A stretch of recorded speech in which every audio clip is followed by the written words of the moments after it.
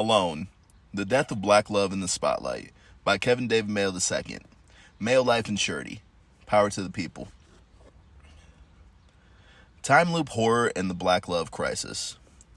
You know, I was just watching a deep dive analysis on time loop horror.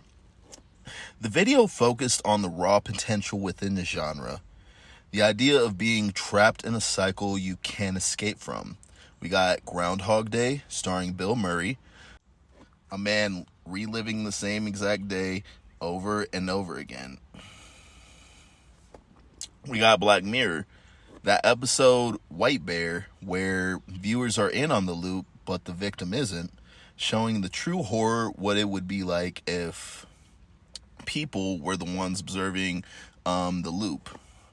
And then we got Russian Doll, the love story, that's about the beauty of finding love inside the loop by empathizing and realizing at least one other person understands your pain.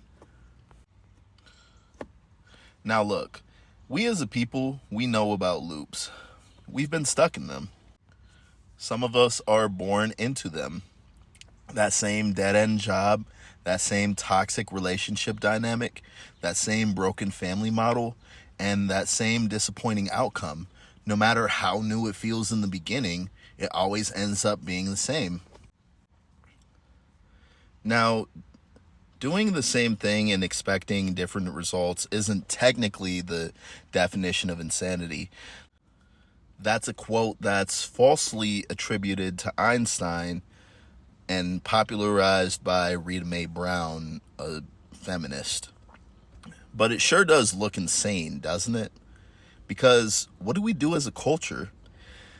We live vicariously through celebrities, we cheer on their hookups, and we repost their breakups, and we mirror their mistakes over and over again, like a loop.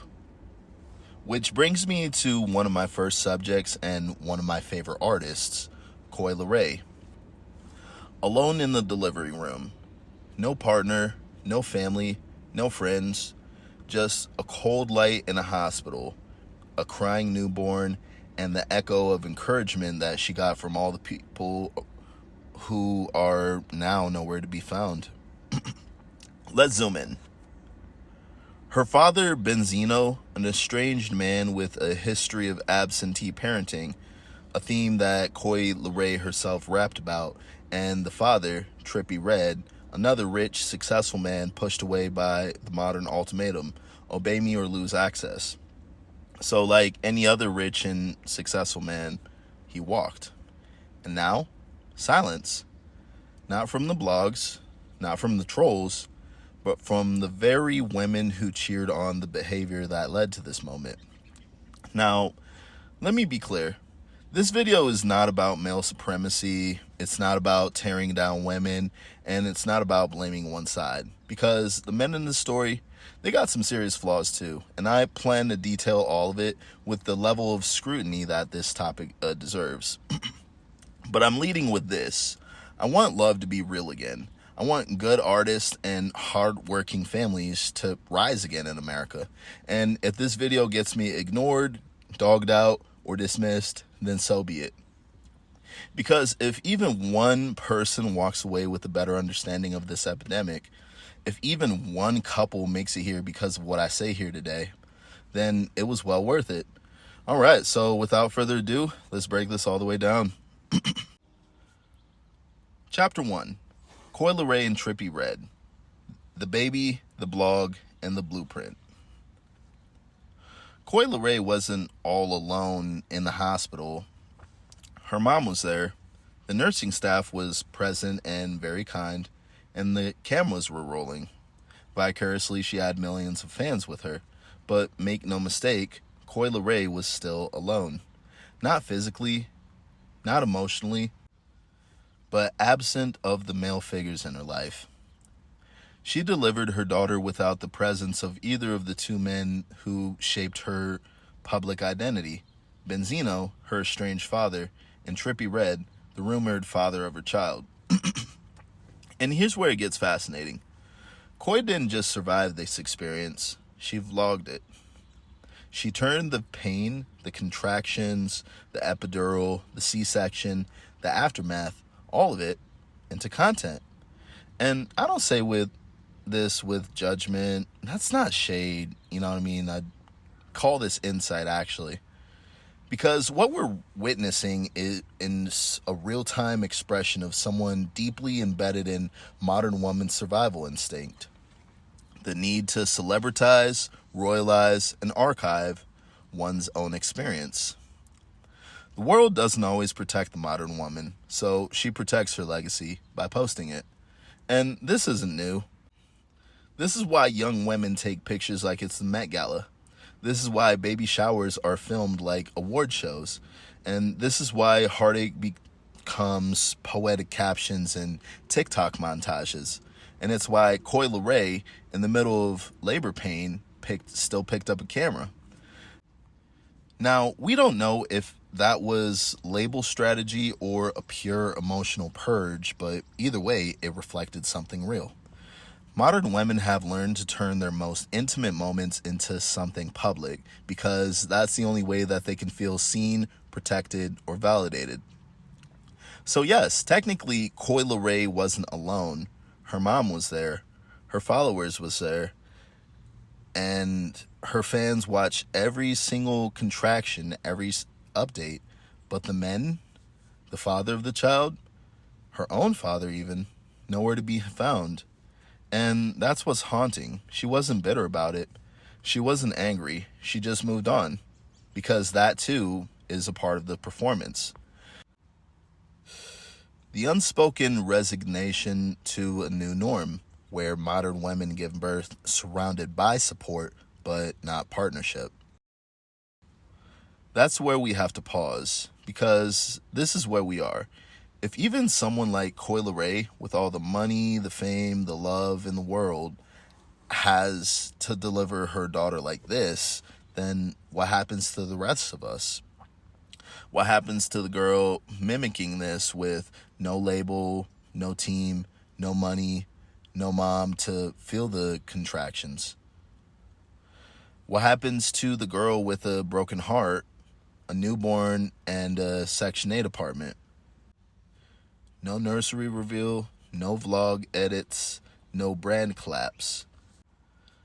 That's what happens to women who don't have the insulation of fame and wealth. The ones who don't have 1 million followers flooding the comments with, "You got this, queen." They're left to meander, to beg for sympathy, for childcare, for housing, for protection, and for partnership. To navigate a system designed to punish them for the decisions that they made out of love or survival. They don't get baby shower sponsors. They get side eyes from family and county caseworkers. They don't get viral support. They get shamed into silence. And yet, they keep going. They wake up and they keep mothering. They keep building. And they keep pretending that they're okay. But deep down, it's the same loop that Coi's in, just with fewer lights and no applause. And as we, as a community, the Black community, normalize it, we cheer the survival, we glamorize the struggle, we call it strength, when it's actually just adaptation. And that's why this essay exists. Because if love keeps dying quietly, if families keep forming halfway, disconnected and unsupported, then we don't just lose a partner, we lose a village. And when the village dies, the child pays the price.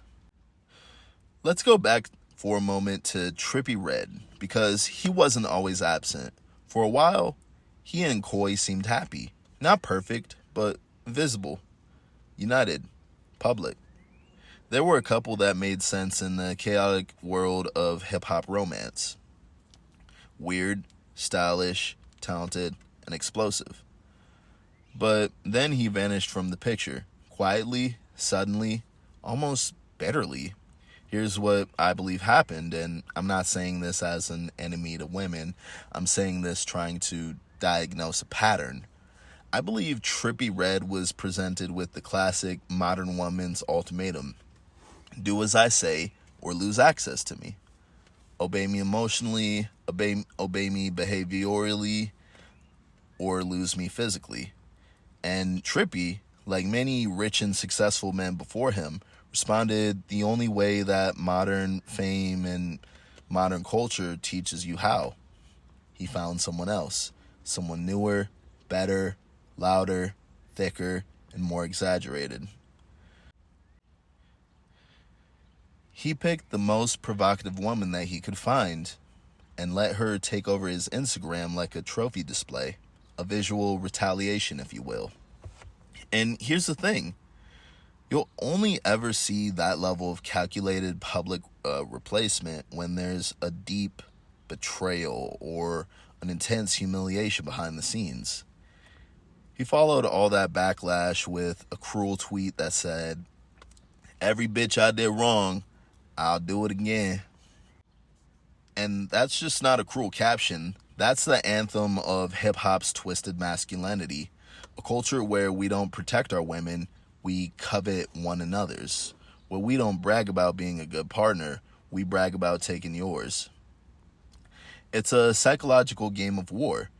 Nothing in your life is secure, not even the mother of your child. And when a man loses emotional access to his own baby's mother, when he watches her become intimate with someone else while she's still emotionally tethered to him through a child, it breeds a unique kind of shame. It's not just heartbreak, it's humiliation with bloodline attached to it. Now, no, I'm not saying Coi was cheating during her pregnancy, but the optics of emotional disconnection, of public single motherhood, or of postpartum silence, they're all interpreted by men through the same lens: emasculation. We've seen this before. Cardi B allegedly cheated on Offset with his own cousin. And that's not just betrayal, that's rejection of bloodline. It says, you're not special, and neither is your family. So when the woman you once called yours now belongs to someone else, emotionally, physically, and spiritually, while still tethered to you through a child, it's not just a breakup, it's a psychological defeat. And too many black men respond to that defeat with ego rather than accountability. They lash out, they replace, and they retaliate through illusion, not healing. And the women, they push forward. They try to hold on to motherhood and dignity all at once. But the truth is, neither party ever wins. Because love didn't just break, it corroded. And from that corrosion, we build a culture. Chapter 2, DDG and Halle Bailey. Love as a lifestyle brand. Now, if Coi Leray and Trippie Redd shows us what love looks like when it collapses in its infancy, then Halle Bailey and DDG shows us what it looks like when it's been curated, manufactured, packaged to appear perfect, but still damned. Filtered, staged, marketed, and their love story should feel different, right? It should end differently, right? She's a soft-spoken Disney princess. She played Ariel in the rebooted, woke-washed Little Mermaid, part of Disney 2.0's diversity rollout. And he's the playful, hoodie-wearing internet boyfriend turned rapper. A product of streaming culture, with one foot in music and the other in monetized chaos. I remember DDG from back in the day. He was never a full-time rapper. He was a streamer, a vlogger, a content creator who rhymed up on the side. He even made the XXL freshman list at one point, kind of as a meme, but I remembered him because nobody else made more noise online that year. And now, there's so many streamer rappers, it's hard to tell where the artistry ends and the algorithm begins.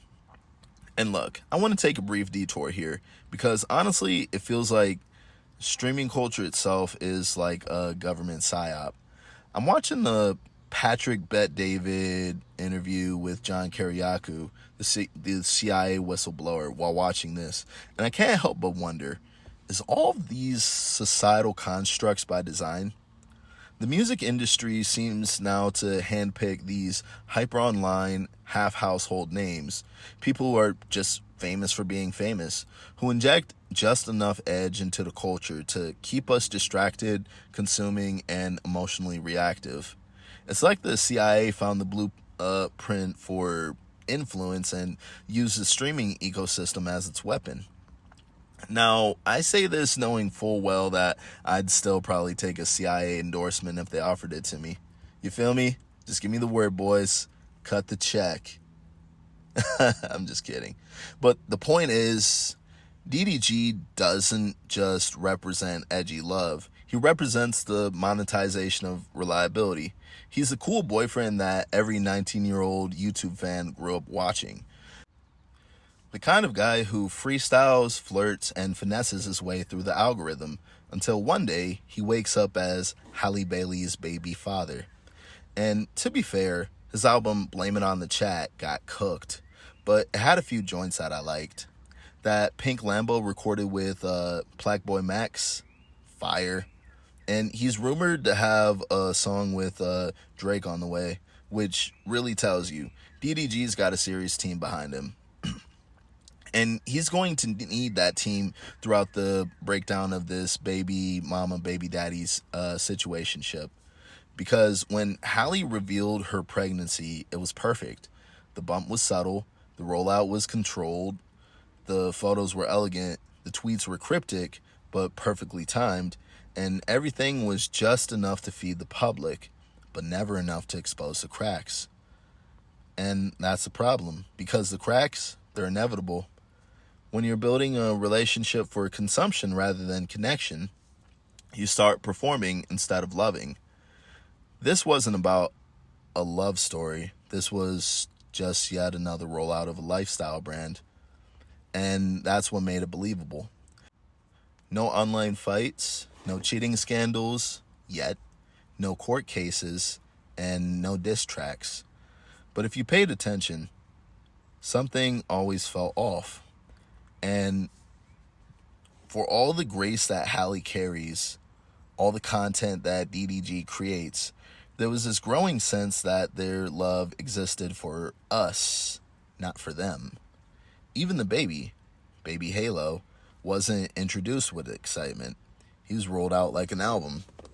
Matching outfits, vacation shoots, soft launch, baby bump, viral subtweets, my baby's rich, baby Halo in the Ferrari, Halle in angelic white, cutest baby mama ever, shower my son in $100 bills, wash, rinse, repeat. This wasn't family. This was merch. And here's the thing. Not every couple that looks healthy is actually healthy. And not every man that says that he's staying is staying for the right reasons. Sometimes we stay for status, sometimes we stay for access, sometimes we stay for clout, and sometimes we stay because it's a smarter choice. Because you've heard the phrase, it's cheaper to keep her. It exists for a reason. Because in family court, especially as a black man, if you make the mistake of having a child out of wedlock with someone you no longer want to be with, you get taken up top. And it ain't light. DDG and Trippie Redd mirror each other in a lot of ways. Both emerged from digital fame, both transitioned into rap, and both struggled when the cameras got turned off. But here's the difference. DDG has a real paternal instinct. He wants to be in the child's life. He's trying, even if awkwardly, to show up for baby Halo. Why? Because it satisfies his social image, his personal belief in what fatherhood should be, and his online identity as the responsible one. He's not running, he's performing responsibly, for now. But we'll see how long the performance lasts. Let's zoom back. Like I said in the royalty complex, black culture has a biological need to treat ourselves like kings and queens.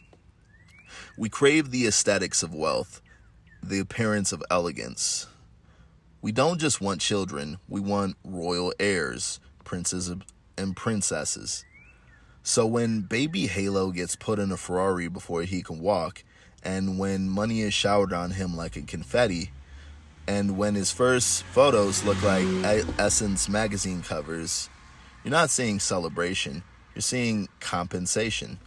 We didn't get legacy from slavery. We didn't get inheritance. We still haven't got reparations. I think that's something that we sorely need as a hardcore staunch Republican. So we try to create royalty out of pain, out of pressure, and out of perception. And now we watch as this royal couple quietly fractures, not because of hate, but because of indifference, because DDG and Halle were never built to last. She's elegance and he's entertainment. And even if they both love baby Halo, it doesn't mean that they'll love each other long enough to raise him together. By the time DDG marched into Italy, he and Halle were already done. No romance, no red carpet, just two parents locked in a custody cage match. Halle had already secured temporary side custody and filed a restraining order against DDG, citing emotional and physical instability. The court allowed for her to travel overseas with Halo. DDG was restricted to supervised visits only, and their breakup didn't look like heartbreak. It looked like baby mama versus baby daddy Olympics. Meanwhile, DDG showed up at a high-profile streamer prom, an influencer gala with all the lights and filters, and he wasn't alone. He posted photos with a woman eerily resembling Chloe Bailey, joking that she looked just like family, and it wasn't cute, it was calculated, loud. On the other side of the world, Halle was paying the bills in Italy, calling the shots for Halo, carefully posturing curated snapshots. Airport waves, luxury pickups, baby Halo waves from film sets. This wasn't romance, this was a tactical rollout. Stability, ownership, PR, control. No love, no partnership, just a power play over who could outparent and outappear. Because in this era of publicity, heartbeats become data points. Refreshing the algorithm is more important than healing.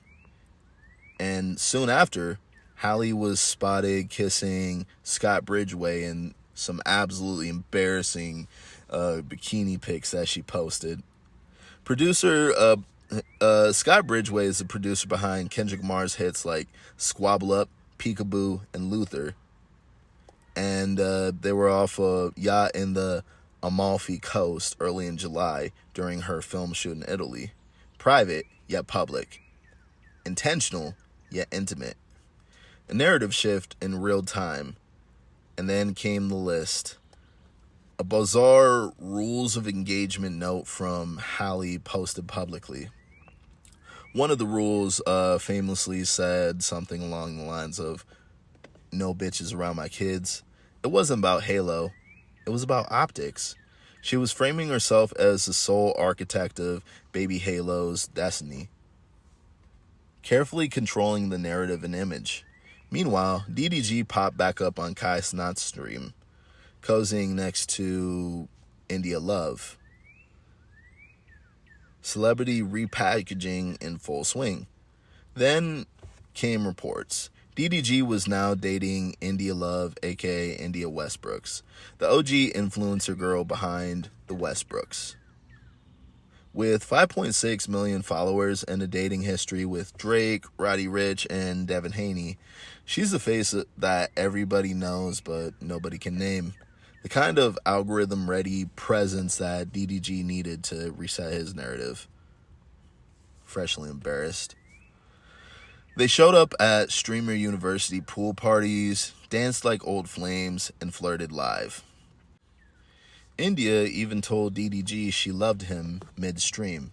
And for DDG, a guy who came up streaming, this wasn't just romance, it was a rebrand. Let's connect. Halle pivoted to Scott Bridgeway, the creative, and DDG pivoted to India Love, the influencer. Neither move was random, neither was emotional. Both were strategic resets, and the loop continues. Attraction to exploitation to heartbreak to rebrand. This isn't love, this is PR defense. This is algorithmic level. It's the glamorous, grotesque cycle that we said that we'd expose. Chapter 3. Cardi B and Stefon Diggs. Retaliation, retweets, and the fog of fame. Now, let's fast forward to Cardi B and Stefon Diggs. That relationship barely lasted 2 weeks in the public eye. There was a speculation of a baby, photos leaked, and Cardi was posting dreamy captions about being in love and talking about dick fog, a story I covered recently actually. And while Stefon Diggs was allegedly double juggling women like he juggles defenders. The blogs had Cardi pregnant before they even confirmed that they were dating. But before you could spell rollout, it was all over. Now she's back to vague tweets, Offset somewhere laughing, and Stefon Diggs moved on. Another celebrity love story down the drain. Another childless ending.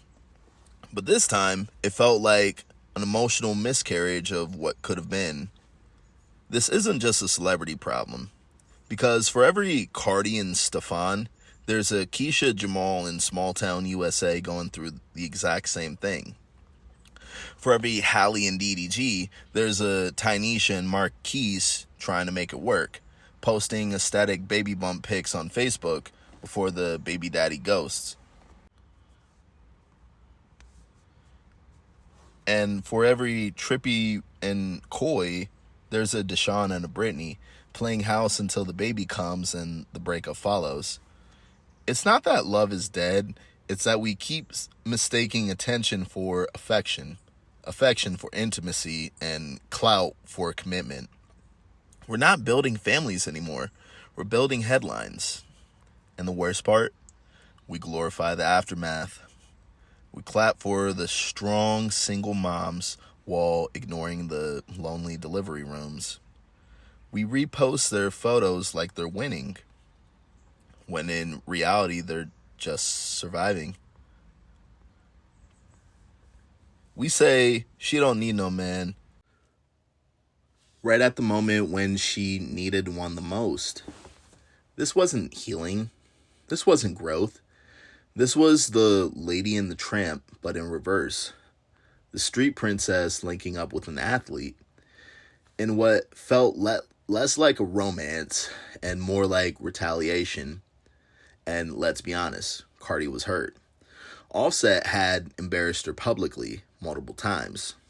So when photos surfaced of her and Stefon together, hands held, whisperings shared, blogs buzzing, people thought she had leveled up initially. Blog headlines jumped ahead. Cardi pregnant again? Cardi and Diggs go public. This is what unbothered looks like. And Cardi played into it. She posted about being in love. She posted about dick fog, that hypnotic state where a woman convinces herself that a man is more than he is because he's giving her what she wants in the moment. Attention, escape, and validation. But even in her captions, it always felt like foreshadowing.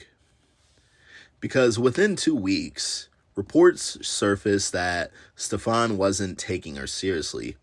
Allegedly, he was entertaining other women the entire time and barely hiding it. Offset was laughing and the blogs stopped posting. And Cardi was back online, tweeting vague threats, cryptic quotes, like any women do, like when they realize that they bet on the wrong horse. Shut the fuck up, one of her most recent tweets read. regarding this whole mess. What she really thought was a new beginning was really just a messy intermission, a poor calculation, choosing a new devil that she didn't know over the one that she already did, because Stefon Diggs was never going to be the better man. He wasn't built to be softer, he wasn't raised to be gentler, and he was the proverbial hood nigga in designer cleats, the man who didn't give a fuck. Cardi mistook access for intimacy, the appearance of being wanted for the reality of being used. And what hurts the most? She knew it. She said it. She just couldn't stop. And again, this isn't just Cardi's story. This is all of our story. This is what happens when pain goes untreated, when women use a new man to get over the last one, and when men exploit that moment for fun, for clout, or for a good night. It's what happens when babies almost get made out of boredom, and the internet gets a front row seat to another emotional car crash. And the lesson, if you're not ready to heal, you're not ready to date. You're just chasing a paycheck. You're not chasing love. And if Cardi B, with all her fame, her money, her beauty, still falls into the trap of mistaking attention for affection, then what does that say about the modern woman? Let's rewind for a second. Let's take a little bit of a closer look at Cardi B. Because her rise tells us everything about the kind of power women are taught to chase, and the kind that men are taught to abuse. Her real name? Beckelise Marlenes Almanzar. Born in the Bronx, raised in Highbridge, Afro-Latina, stripper, hustler, Vine personality, and eventually a star. Her come-up was gritty, loud, and unapologetic, but not fake. She gained followers the way most real ones do, by saying what everyone else was too scared to say, by being vulnerable and vulgar at the same exact time. Her breakout wasn't over a viral tweet or a fight. It was a song. Bodak Yellow, a record that wasn't just a hit. It was a blueprint. Now, let's be real. Bodak Yellow was a direct flip of Kodak Black's No Flockin'. The same exact flow, the same exact cadence, and the same exact bounce. But instead of hiding it or rewriting history, Cardi leaned into it. She recognized what the song could do for her, and she claimed it. Kodak, to his credit, let it ride. Atlantic cut him a check and credited him on the back end. But here's the key. Cardi didn't just drop a hint. She strategically borrowed a masculine blueprint and made it hers. She didn't sing. She didn't cook. She rapped like a man. She bragged. She flexed. She threatened. She stunted. And she did it all in heels, with nails, and a heavy Bronx accent. I don't dance now. I make money moves. That wasn't just a lyric. That was her entire brand. And in that moment, Cardi became something bigger than a rapper. Because a symbol of female empowerment through male-coded dominance is a lot more impactful. A woman who didn't wait to be chosen. She walked into the game with a hit made from another man's hit and said, "This is mine now." That's why she resonated. She represented a woman who flipped every piece of male validation, money, fame, and street cred and owned it. But what happens when the woman who built her entire brand on power still ends up in love with a man who doesn't respect her? That's how we land at Offset. That's how we end up at Stefon Diggs. And that's how we get babies born into confusion and turned into leverage. Cardi B stormed in with a Bronx accent, a stripper's hustle, and a political curiosity that you couldn't manufacture if you tried. The first line I remember from her, dropped 2 6 tapes in 6 months, ain't nobody working hard as me. And she wasn't lying. This was an era where remixes had their own life. My Dougie by Lil Will became Pretty Boy Swag by Soulja Boy. Same skeleton, different body. And the body that Cardi built was strong enough to carry a movement. She wasn't content with being a rapper. She became a cultural force.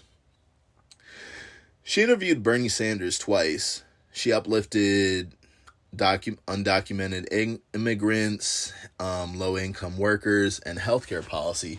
And for a while, it looked like Cardi B was the left's celebrity North Star.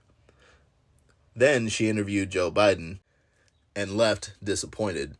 She said she finally understood why people liked Trump, and that's what made Cardi real. She wasn't polished. She was politically correct. She was Bronx loyalty in Balenciaga. Her come up was also one of aesthetic transformation. One of her first major purchases, a $20,000 set of veneers. That wasn't vanity, that was armor. In America, a perfect smile is a passport into rooms most people will never enter. That wasn't insecurity, that was survival. Because with all that fame, all those endorsements, all the viral headlines, Cardi still gave back. She's collaborated with the City Girls, Lotto, and Meg Thee Stallion, and Glorilla, and other young female rappers trying to come up, where Nicki famously refused to pass on the torch. Cardi held the damn fire open. She didn't just make space, she gave light. But none of that matters when she's trapped in her own personal dick fog. Because behind these bold bars and sharp veneers was a woman who fell deeply for Offset. A man who loved her, cheated on her, humiliated her, and still fathered her children.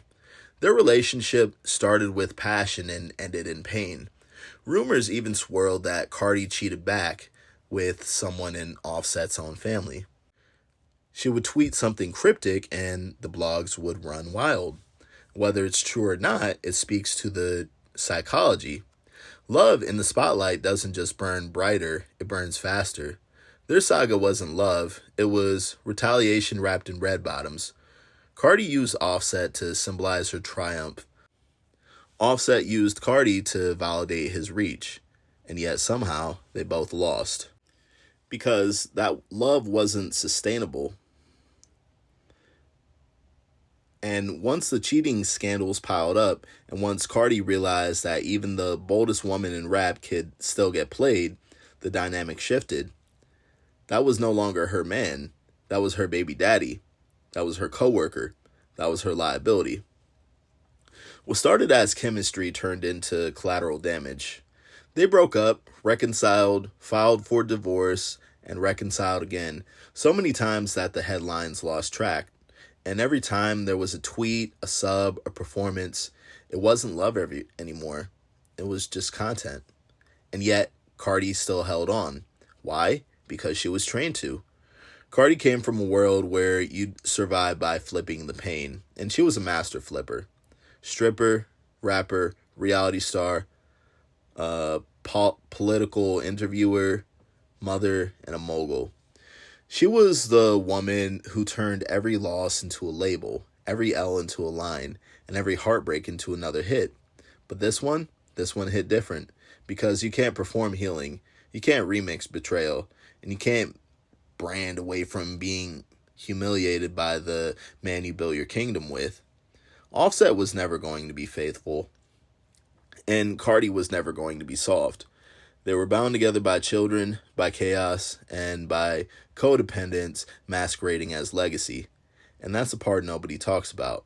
The new model of black love isn't love at all. It's leverage. It's retaliation dressed up in luxury. It's trauma responses captioned like growth. It's pain that gets turned into promo.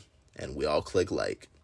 We all repost the birthday party pics. We all pretend that the matching outfit mean matching hearts. We all act like forgiveness equals peace, when it really just means you're too exhausted to fight. Cardi wasn't just weak. She was tired. And tired women don't walk away. they reinvent. So she went public with Stefon Diggs, whom we all assumed was a rebrand. New money, new man, new smile, new walk. But what she really walked into was another loop. Stefon was never trying to love her. She was trying to be his leverage. He was doing what Offset used to do, using Cardi's name to boost his own. And Cardi knew it. Deep down, she always knew it. But in the fog of lust and loneliness, knowing doesn't always stop you. So she let herself believe. For a moment, she let herself feel like she won. She let herself post those dreamy captions and those cryptic tweets until it all crashed again. No new baby, no relationship, and no closure. Just another tweet, just another trend, just another woman with a broken heart and a brand to protect. And that's how this chapter ends. Not with a bang, but with a breadcrumb trail of regret, betrayal, and digital documentation. Cardi B, the most powerful woman in rap right now, like on the hood side at least, still couldn't escape the loop. Because the loop doesn't care who you are. It doesn't care how rich you are. It doesn't care how famous you are. It doesn't care how many veneers you buy or how many outfits you slay. If you haven't healed, it'll find you. And if you haven't learned, it'll use you. And that's why her story matters. Because if she can't outrun it, what chance do the rest of us have?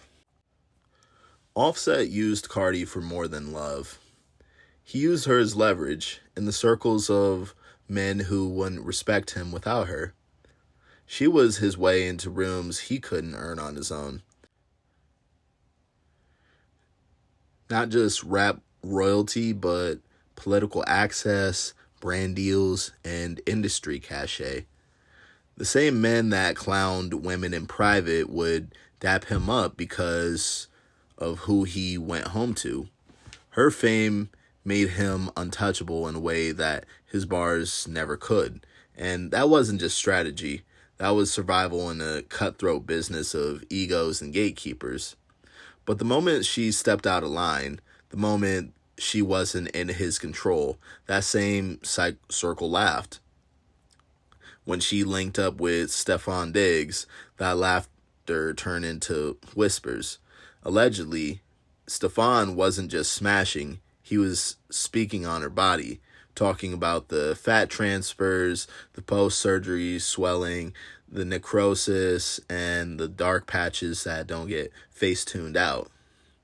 You see, in those spaces, in locker rooms, the green rooms, in private Snapchats, women get turned into punchlines the second the fantasy fades. And Cardi, for all of her power, wasn't immune. Even Stefon, a man who should have never had that kind of access because, she already had a nigga that was cheating. Why would she leave the one cheating nigga for another nigga that's cheating? Stefon allegedly joined in the mockery. And that's what really makes it sting. Because when a woman trades her pain for power and still gets clowned by the next man, she realizes it's too late. The leverage was never hers. That's dick fog. That's what she meant when she posted cryptic tweets like, "Shut the fuck up." She wasn't just mad at the men. She was mad at herself for falling for it again, for mistaking validation for value, and for waking up alone in the same place she started, but now with the whole world watching. Because Cardi didn't just cheat back, she made sure that her alleged cheating partners were all men that Offset had to deal with professionally. Takeoff, Pooh Shiesty, and most recently Stefon Diggs. These weren't just random flings. These were surgical strikes, public enough to humiliate him, status enough to complicate the healing. Think about it. Takeoff was his group mate. Pooh Shiesty, a respected peer in the shared industry circle. And Stefon Diggs is a verified celebrity athlete who Offset would later be photographed with at a workout camp, smiling like nothing ever happened. But that's what men do, pretend. Because when you're in the spotlight and your girl is more famous than you, every move she makes has political consequences. Pooh Shiesty even commented on one of Cardi's Instagram lives during his this Rocky season, dropping the cryptic line, "Bae, open the door," because nobody wanted to translate it at the time, but it was clear that like Cardi B was cheating on Offset. She showed a face of like regret and then said, "I feel so ugly right now." And that's the quiet truth of Offset's whole arc. He never just had to deal with Cardi's body. He negotiated her appeal within his own circle. That BBL made her famous, but it also made her a liability. The same mouth that spat fire on WAP was now allegedly whispering in his peers' DMs. Cardi wasn't just a partner. She was leverage, a bargaining chip, a trophy with teeth. And that's what made Stefon Diggs different. Because Diggs wasn't a rapper. He was bound by the silent code of music industry beef. He could say what he wanted. Allegedly even commenting on the complications of her fat transfer, referencing necrosis. Not just violating her privacy, but exposing the very real pain behind the Instagram perfection. In that moment, it all came full circle. Cardi had built a brand off empowerment, but now her own body, her own man, her own choices had all been weaponized against her. This wasn't a breakup, it was an emotional arms race. And that's how we close this loop. Attraction, exploitation, heartbreak, and rebranding. Coi Leray and Trippie Redd gave us the death of love before a child is born. DDG and Halle Bailey gave us the collapse of love after a baby but before marriage. Cardi B and Offset now give us the death of love after fame, fortune, and family are already involved, when there's too much to lose and too little to protect. And now we turn to the final loop, the fantasy, the illusion, the king and queen of curated love, Cassie and Diddy. Chapter 4, Diddy and Cassie, the performance of pain. And finally, we have Cassie and Diddy.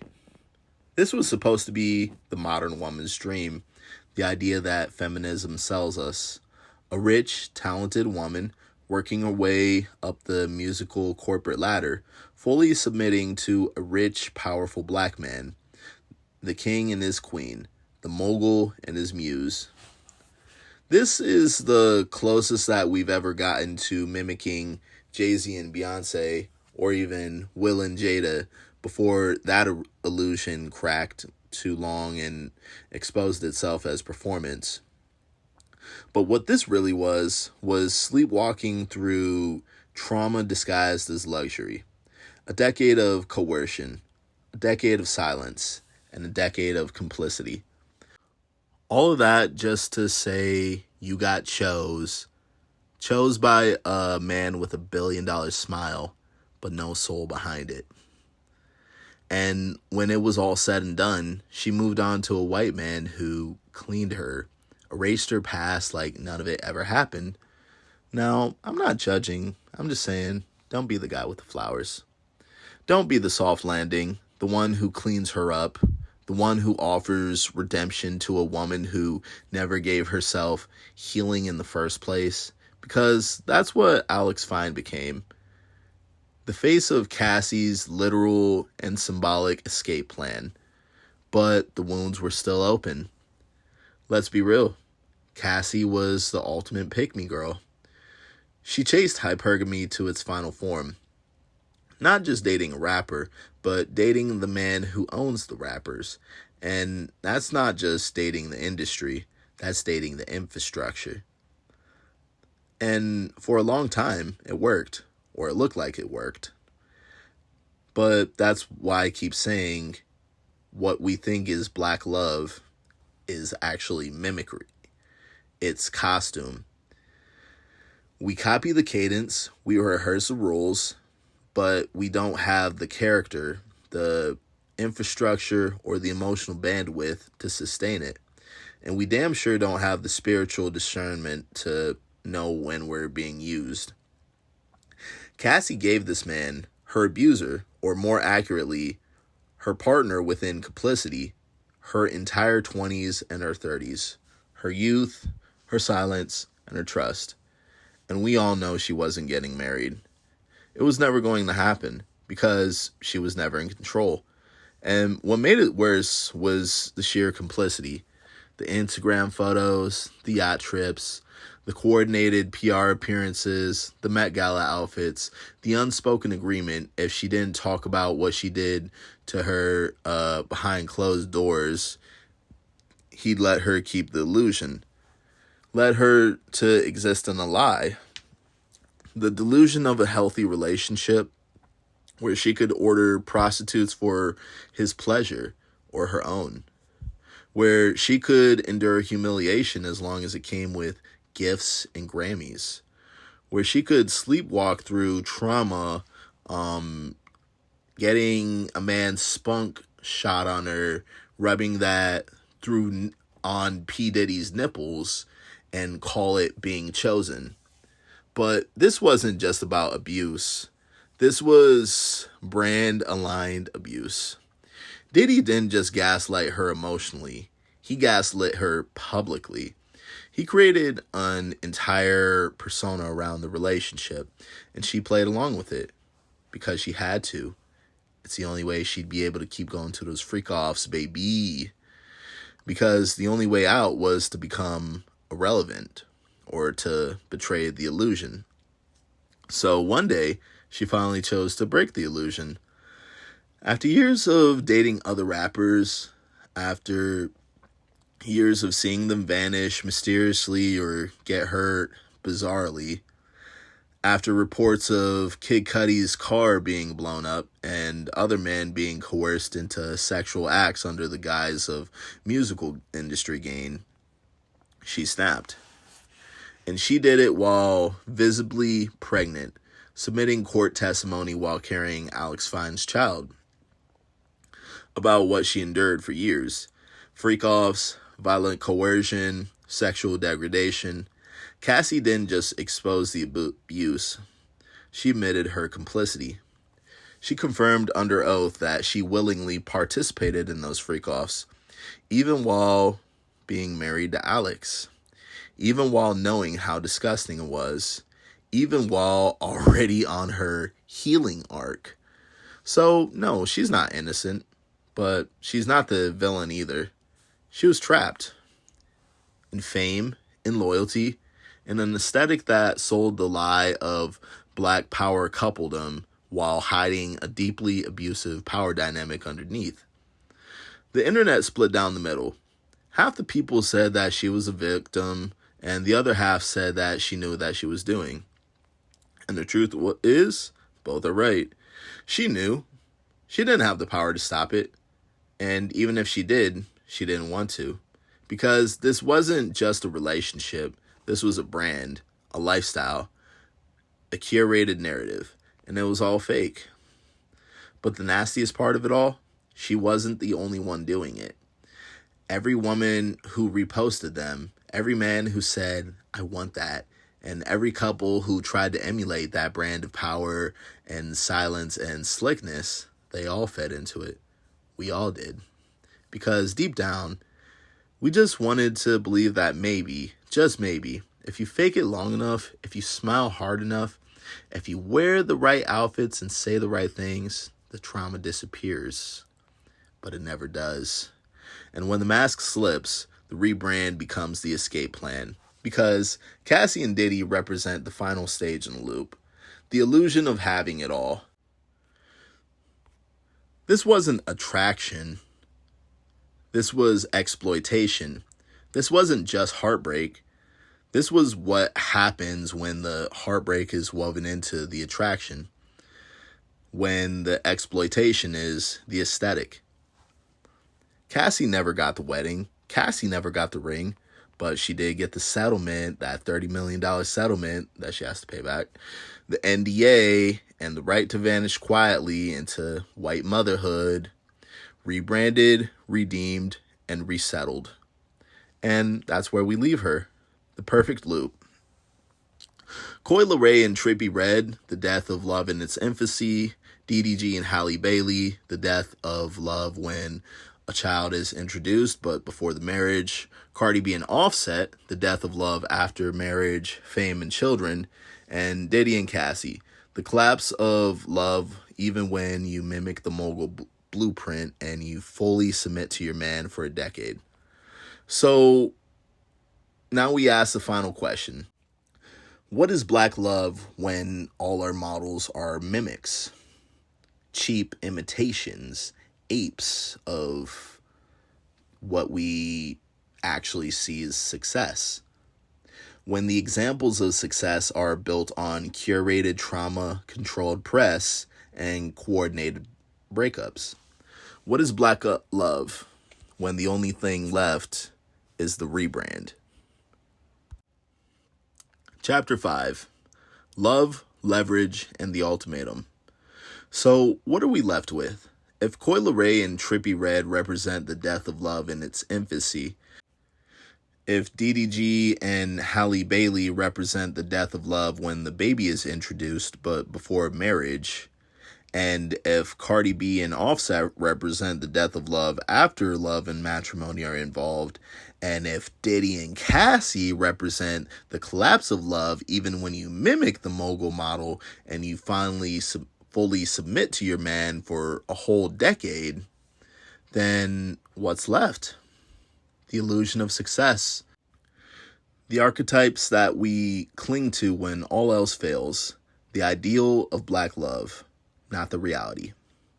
Let's talk about the three main templates that we've all been pushed as the gold standard for decades now. First, we got Will and Jada, the delusion of longevity. Will and Jada gave us the illusion of endurance, of doing the work, of spiritual twin flames, of holding on through open marriages, red table talks, private separations, and weird metaphysical doublespeak. But let's be real, that wasn't love. That was codependency marketed as emotional evolution. This was a relationship that lasted because it was too expensive to end and too public to escape. Will Smith spent 30 years trying to prove that he was enough for a woman who never wanted him in the first place. And Jada spent 30 years trying to resurrect a ghost named Tupac Shakur, a man who, truthfully, probably wasn't even checking for her, just all like that. Just another Stefan that Jada's Cardi never screwed. The entire dynamic wasn't about love. It was about performance. And the climax of that performance, a slap on television. Not because of disrespect, but because the illusion cracked. And once the illusion cracked, it couldn't hold. Will and Jada weren't goals anymore. They were in a hostage situation in 4K, and we all clapped for it. Will Smith's legacy, a man who once stood tall as Muhammad Ali, who ran the summer box office like a god, who became a father figure to a generation, and, like the coolest motherfucker in the world because of Fresh Prince of Bel-Air, reduced to a viral meme. A spaghetti-eating AI-rendered cuck. Joyner Lucas tried to revive his image with a song, but the damage was done. And Jada, the Hollywood darling turned red table interrogator, from Set It Off to The Matrix, a warrior, a beauty, undone by her own confessionals. She told us about the entanglement, about August Alsina, about how she never really wanted to marry Will, about alopecia, about Tupac, about everything, accept actual love. Will Smith allegedly cheated with Margot Robbie. We cheered, and Jada returned the favor with a situationship that ended with August Alsina coming out as gay on MTV. That wasn't just betrayal, that was embarrassment. He was like, "No, thanks, lady. I don't want to be with you. I like dicks my ass." The real legacy of Will and Jada's resiliency wasn't resilience, and it wasn't love. It was holding on long enough for the image to collapse. Barack and Michelle, the respectable projection. Now let's talk about the Obamas. I won't get into the Michelle is a man conspiracy theories because let me be clear, this is a different kind of loop. Barack and Michelle aren't entertainers. They're archetypes of the modern black middle class aesthetic. And I say that with respect, but also with full honesty. This wasn't about passion. This wasn't about discipline. This was about dignity, education, optics, and responsibility. Barack speaks like Malcolm, but governed like Reagan. Michelle stands 10 toes through student loans, fertility struggles, and Chicago winters. They didn't build a marriage, they built an institution. And they're what it looks like to survive on 20 years as the only black couple in every white room and never fold.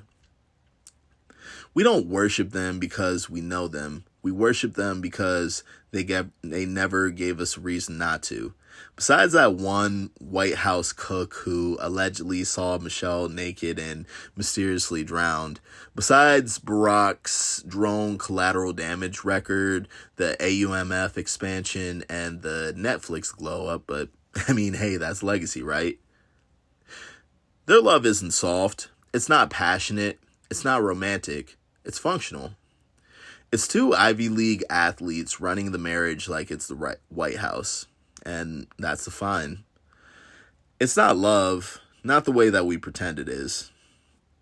Then we have Jay-Z and Beyonce, the business of reconciliation. The crown jewel of all relationships, if you will. Jay-Z and Beyonce, soft, pretty, talented singer meets super dope street hood rapper. The actual name dropped model in every story that we analyzed. The ones people say that they want to be. The Jay and Bay of Cleveland, of Atlanta, of LA, of Instagram. The billionaire power couple, the Bonnie and Clyde, the lion and the lioness. But here's the twist. Beyonce didn't fall in love. She made a business acquisition. Jay-Z got caught cheating, not once, not twice, but repetitively. And instead of leaving, Beyonce monetized the heartbreak. She turned the pain into lemonade, a whole album rollout. She weaponized betrayal into branding, and she protected the empire, not the marriage. We thought her forgiveness was strength, but it was actually her leverage. She took the kids, she took the label, and she took the narrative. Jay-Z went from being king to consort, from mogul to her spiritual subordinate. You know, memes about her standing in front of Jay-Z telling the waitress and stuff, he said he didn't want that. You know what I mean? It's just very emasculating. And if you listen closely, she never really took him back. She took the empire. She took control. There's the elevator incident with Solange and the recent stories of Jay-Z being connected to certain freak-off stories, but we moved past it because they stayed together. And that's all it takes for us to keep believing. So now every girl wants to be Beyonce and every boy wants to be Jay-Z. We all stay in this constant loop where we never grow up. We still believe in that Hollywood, Disney, boo-boo kitty fuck bullshit. But nobody wants to pay the price because Black love at that level isn't love at all. It's built on leverage. We started this journey talking about time loops, about horror stories where the characters didn't realize that they're stuck. And now here we are, mimicking dead relationships, glorifying survival stories, and calling it love. We don't fall in love anymore. We enter negotiations. We don't choose partners. We carry optics. We don't heal. We relaunch. Coi and Trippie never got to grow. DDG and Halle never got to rest. Cardi and Offset never got to evolve. And Cassie and Diddy never got to be real.